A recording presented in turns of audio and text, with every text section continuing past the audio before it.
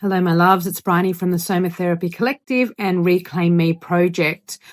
I want to talk a little bit about how important it is right now in the world to actually know how to walk in your shadow, to actually know how to seek guidance, how to feel supported, and how to actually navigate the shadow of the self, of the psyche. I do a lot of archetypal work. I'm trained in Carl Jung's work, as well as I've studied Marion Woodman's. A lot of the foundational work that I do in energy healing, energy mapping, nervous system work comes from archetypes, comes from the archetypal space. A lot of the symbology that I use in when I'm working with clients and students and in my day-to-day are also from an animism lens and through symbology and symbols. And so the shadow forms a huge part of mother wound rupture and repair work and healing. It forms a huge part of ancestral healing, motherline work, and what I do in my day-to-day in the clinic space.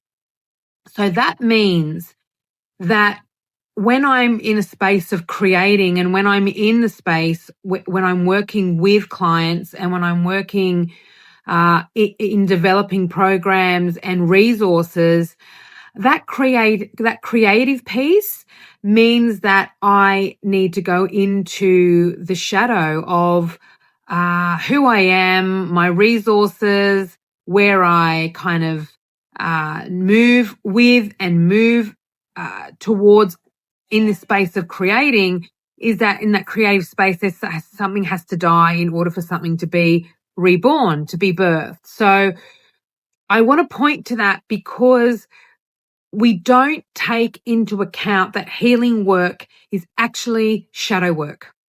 Healing, transmutation, and healing work in mother wound work and nervous system work and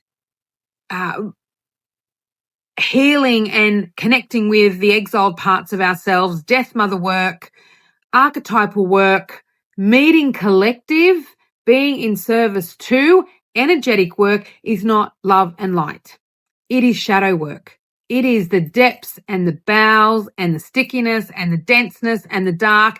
And what we do in shadow work, it is underground work. Energy work is underground work. And what we do when we go into the underground is we actually retrieve parts of ourselves and we bring it back to the surface, which is where the love and light stuff kind of comes into play.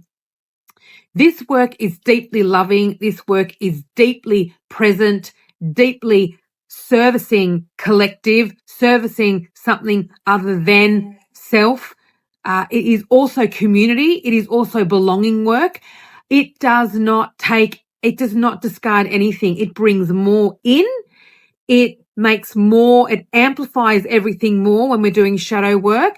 And it is really important when we do shadow work that we have the tools, we have the resources, we have the holding, the capacity, not just in the energetic system, not just in the spiritual realm, but also the nervous system. It all needs to come into play as well as how we tend to the physical. And it is really important when we do shadow work, because I've been doing shadow work for decades now, that we are guided in, guided through, and guided out. We cannot do shadow work in isolation on our own. We need to do it witnessing, and in a supportive space. So this is what I do. This is what I do for clients. And this is what I have people do for me. Just because I do the work, it's even more crucial because I do the work that I have.